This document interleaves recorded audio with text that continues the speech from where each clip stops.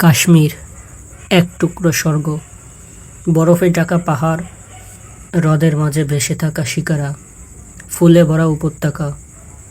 কিন্তু এই সৌন্দর্যের পিছনে লুকিয়ে আছে শত বছরের রক্তাক্ত ইতিহাস। এই স্বর্গ আজ কি সত্যিই স্বর্গ, নাকি এটা একটা মুখোশ যার নিচে লুকিয়ে আছে নরকের ছায়া?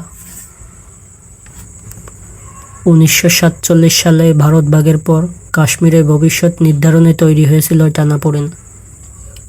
রাজা ছিলেন হিন্দু, প্রজারা ছিলেন মুসলিম। পাকিস্তান ও ভারতের টানাপোড়েনে পড়ে যায় কাশ্মীর। এরপর আসে 1947-এর প্রথম যুদ্ধ। জাতিসংঘে গিয়ে থামে সেই সংঘাত। এরপর 1965, 1971, এরপর কার্গিল। কাশ্মীর কখনো ভারতের অংশ, কখনো পাকিস্তানের দাবি।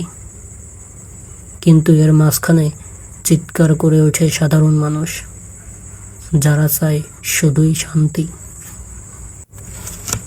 কাশ্মীরের স্রোতস্বিনী নদী যেমন শান্ত আর উন্মত্ত, তেমনি এখানকার জীবনও দ্বিমুখী। শিশুরা বড় হয় টিয়ার গ্যাস আর গুলির শব্দে। মেয়েরা স্কুলে যেতে ভয় পায়। হাসপাতালে আহত বিদ্রোহী আর পুলিশ, দুজনেই বিছানায়। কাশ্মীরি পণ্ডিতদের বিতরণ একটি নিঃশব্দ গণচিৎকারে। এক একটা পরিবার হারিয়েছে এক একজন প্রিয়জন। আচ্ছা, একটা ভূখণ্ড কি কখনো কারো বিজয়ের প্রতীক হতে পারে, যদি সেই জায়গায় মানুষ না থাকে নিরাপদ?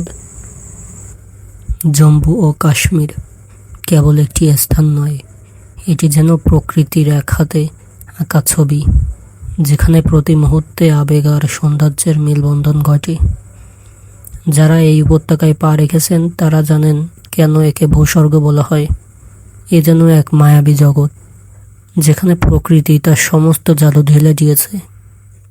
ভাবুন তো, চোখের সামনে বরফে মোড়া হিমালয়ের চূড়াগুলো দাঁড়িয়ে আছে এক ধীর শান্ত মহিমায়। তাদের শুভ্রতা যেন স্বর্গের দরজা ইঙ্গিত দেয়। সেই বরফ গলে যখন বসন্তের আগমন ঘটে, তখন উপত্যকার প্রতিটি কণা যেন প্রাণ ফিরে পায়। সবুজ মখমলি গালিচার মতো বিস্তৃত উপত্যকা, যেখানে অজস্র বুনো ফুল আর জাফরানের মিষ্টি ঘ্রাণ বাতাসে মিশে থাকে, আপনার মনকে এক অজানা আনন্দে ভরে দিবে। আর কি আছে জানেন? এখানকার শান্ত স্ফটিক স্বচ্ছ হ্রদগুলো, বিশেষ করে শ্রীনগরের ডাল লেক, যেখানে শত শত শিকারা আর হাউস বোটের সারি জলের উপর ভাসতে থাকায়।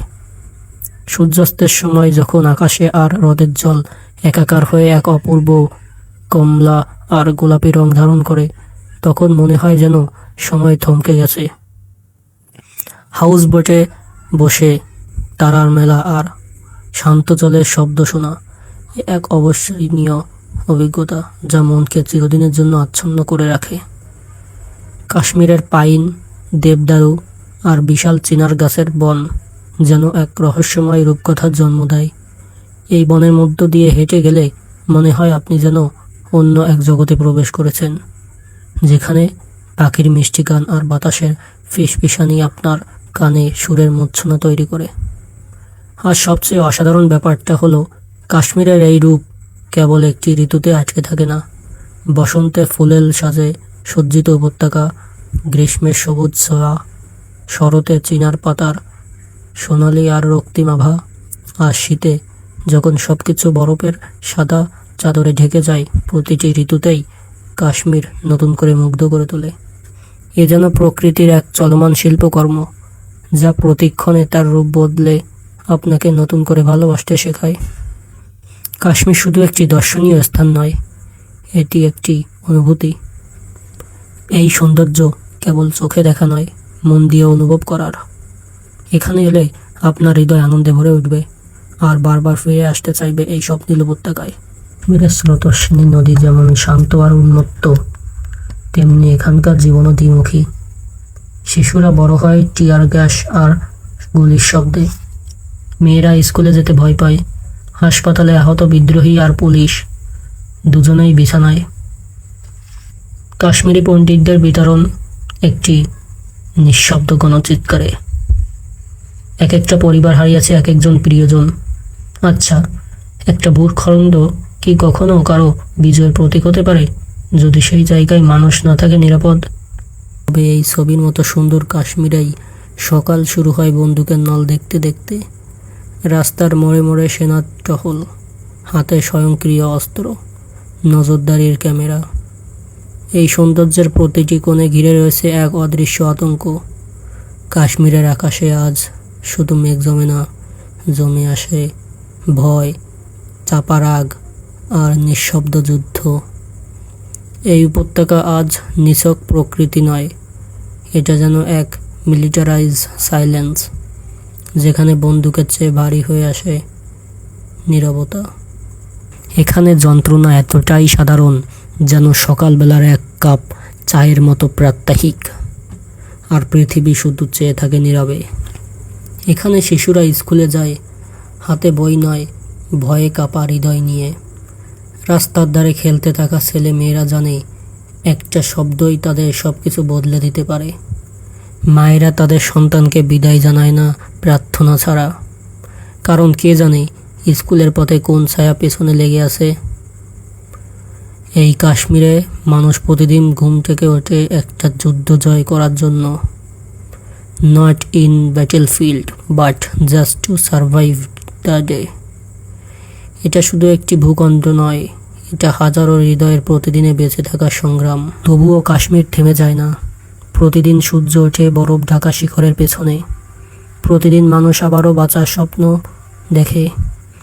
শিশুরা আবার মাঠে নামে, হাতে বল, তবে এবার পাথর নয়।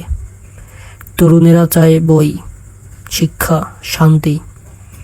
একটি নতুন কাশ্মীর গড়ে তুলতে চায় তারা, যেখানে পরিচয় হবে না ধর্ম বা রাজনীতির, শুধু একটাই পরিচয়, আমি কাশ্মীরি, আমি মানুষ।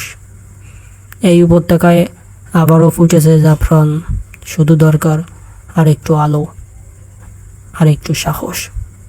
সব কিছু সত্ত্বেও কাশ্মীর এখনও দাঁড়িয়ে আছে মাথা উঁচু করে। তরুণ প্রজন্ম চাইছে নতুন কাশ্মীর, যেখানে থাকবে না গুলির শব্দ, থাকবে না আতঙ্ক, থাকবে শুধু ভালোবাসা।